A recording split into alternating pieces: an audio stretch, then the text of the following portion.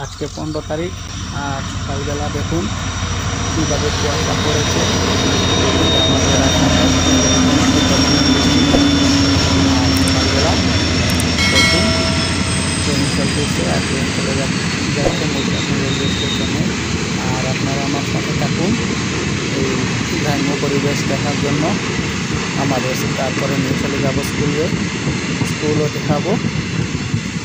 আর এই ট্রেন সপ্তাহ 2 দিন সকালবেলা আর 2 দিন বিকেলবেলা মৈশাসন রেলওয়ে স্টেশনেতে আসে। আর সেটা শিলচর থেকে। এটা আমার ঘরের নিচ মতলব একদম ঘরের সামনের দিকে রেল লাইনটা গিয়েছে। আর নতুন ইলেকট্রিক কম্বিনেশন হইতেছে ধীরে ধীরে। ডিজেল লোকোমোটিভ ক্যান্সেল হয়ে ইলেকট্রিক লোকোমোটিভ আসবে বা ডিএমও চলবে। যেটাই চলুক একটা চলবে। দেশের উন্নতি হয়েছে, এটা বাস্তব। তো এইটা হলো আমাদের পাতু মৈশাসন হাই স্কুল।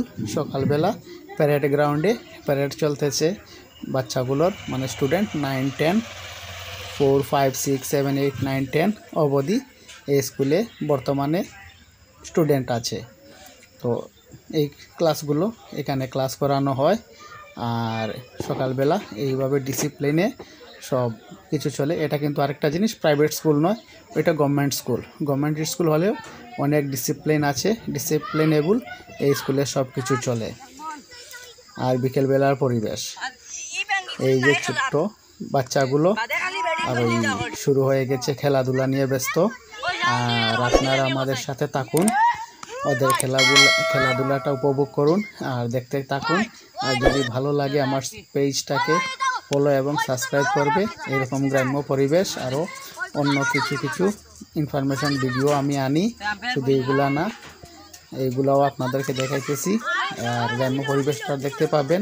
এগ্রিকালচার সেক্টরের কিছু কাজকর্ম নিয়ে আসি, সেটাও দেখতে পাবেন। যেহেতু আমি গ্রাম থেকে বিলং করি, তো গ্রামের ন্যাচারাল জিনিসগুলো দেখতে পাবেন।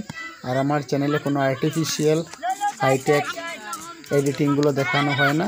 যেগুলো ন্যাচারালি অরিজিনাল যেগুলো দেখানো সম্ভব হয় সেগুলোই আমি দেখাই, যাতে মানুষের পিওর অরিজিনাল গ্রাম্য পরিবেশটা দেখতে বা উপভোগ করতে পারে, সেগুলোই আমি দেখাই।